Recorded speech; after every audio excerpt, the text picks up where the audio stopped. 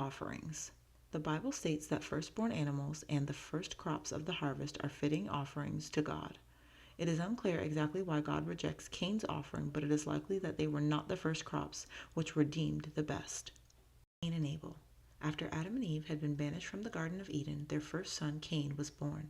Time went by and Eve gave birth to another boy. They named him Abel. As the two brothers grew toward manhood, Cain worked in the fields, taking care of the crops, while Abel roamed the hills looking after the sheep and lambs. They both made offerings to the Lord, Cain bringing the fruits of his crops and Abel bringing the finest meat from his lambs. The Lord was greatly pleased with Abel's offerings, but not with his brothers. Cain could not believe it. He was filled with anger against God, against his brother, and against the unfairness of life. "Why are you so angry?" God asked. "Do what is right, and all will be well. But if not, sin is lurking at your door, ready to devour you. Watch out." But Cain was possessed with murderous thoughts and lured his brother to a field far from home. There he attacked and killed him. The Lord asked where his brother was, and Cain replied, "I don't know. Am I my brother's keeper?"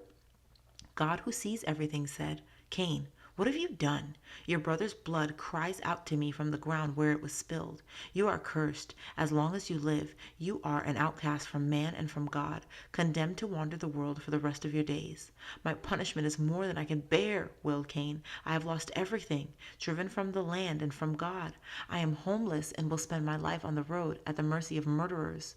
But the Lord reassured him that anyone who killed him would suffer the most terrible vengeance, 7 times greater even than his own punishment. He put a special mark on Cain to keep him safe. Cain went on his way to the land of Nod, east of Eden. Understanding the story. Jealous of God's preference for his brother Abel, Cain commits a terrible sin by killing his brother. God banishes him from Eden. He also gives him a mark that protects him from being killed and serves as a constant reminder of his crime. Cypress wood. God requests that the ark be built with the wood of cypress trees. This wood was recognized for its durability, and it was a symbol of immortality in ancient times. The wooden ark represents God's protection and is Noah's salvation. Boat building tools. These 3,000-year-old tools were typical of the ones used by Middle Eastern workmen to construct boats. The adze left was used to hack and plane wood, while the bow drill right made holes for pegging wood. The chisel center is an early version of the tool still used today. Noah and the flood. Adam's descendants increased and multiplied, and so did their wickedness and corruption. The Lord saw it all and said, "I will wipe humankind whom I have created from the face of the earth, for I am grieved that I have made them." But Noah was different. He alone was righteous. The Lord spoke to him, telling him that there would be a great flood. He instructed him to make a huge ark out of cypress wood and to cover it with tar, inside and out, to make it seaworthy. Noah and his wife and their 3 sons and their wives must go into the ark, and they would be saved. With them they must take 2 of every kind of bird or creature, 1 male and 1 female, that walked or creeped or slithered across the earth, and plenty of food to go around. Noah listened and did exactly what the Lord God had commanded him. With the help of his 3 sons, Shem, Ham, and Japheth, he worked patiently, day and night. Bit by bit the great ship took shape. As they skillfully sawed and smoothed and planed the cypress timber, then hammered and coated the ark with pitch. At last it was finished. And God said to Noah, 7 days from now I will send rain on the earth for 40 days and 40 nights, and I will wipe from the face of the earth every living creature that I have made. Noah quickly set to work to find the creatures that God had told him he must save and lead them into the safety of the ark. And when the very last pair had scurried in, Noah and his wife followed them. And just at that moment the clouds gathered and the heavens opened. It rained and it rained and it rained, and steadily the waters crept over the face of the earth.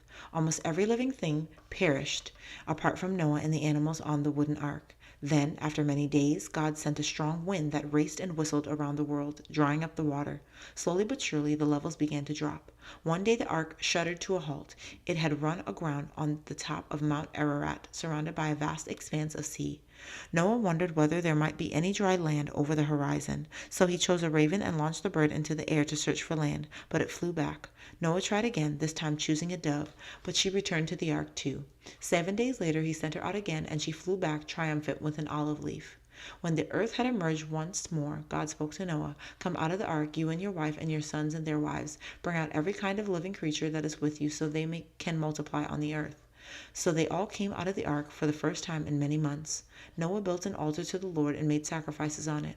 The Lord was pleased and said, "Never again will I curse the ground because of humankind, even though their heart is inclined toward evil from childhood, and never again will I destroy all living creatures as I have done."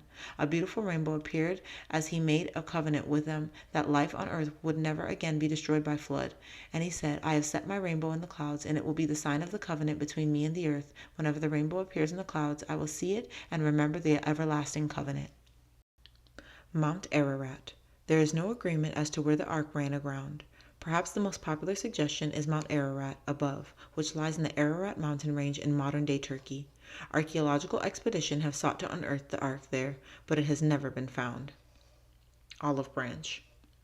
When the dove returned with the olive branch, it showed Noah that life had begun to thrive on earth once more, and as such the olive leaf symbolizes a peaceful new beginning. The image of a dove with an olive branch in its beak is still a common symbol for peace. Noah listened and did exactly what the Lord God had commanded him.